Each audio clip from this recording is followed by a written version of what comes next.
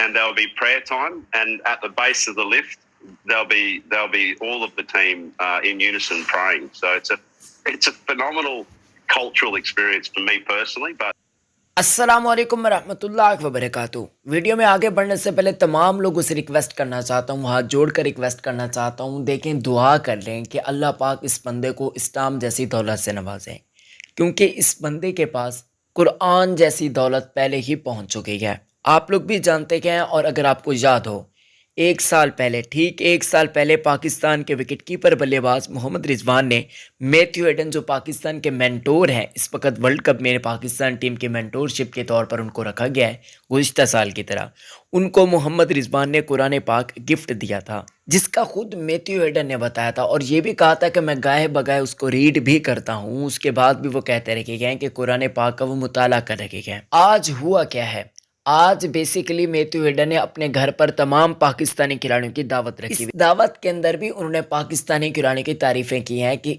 इन जैसे प्लेयर मैंने नहीं देखे। ऑलरेडी वो फॉक्स पर उनका इंटरव्यू पड़ा होगा, आप जाकर देख भी सकते हैं, जो शुरू मैंने क्लिप वगैरह यूज़ किया, जहाँ पर वो बता रखे हैं कि चाहे लिफ्ट के अंदर भी हम जा रखे होते हैं ना, अगर नमाज का टाइम हो जाता है तो तमाम ही खिलाड़ी सजदे में चले जाते हैं। ग्राउंड के अंदर नमाज का टाइम हो जाए तो ग्राउंड के अंदर ही खिलाड़ी नमाज पढ़ना शुरू कर देते हैं, मैच के दौरान भी। आज मैं आपको बता दूं, मोहम्मद रिजवान, सकलैन मुश्ताक, जबकि मोहम्मद यूसुफ साहब, ये तीन बंदे हैं जिनका ताल्लुक तबलीगी जमात से है।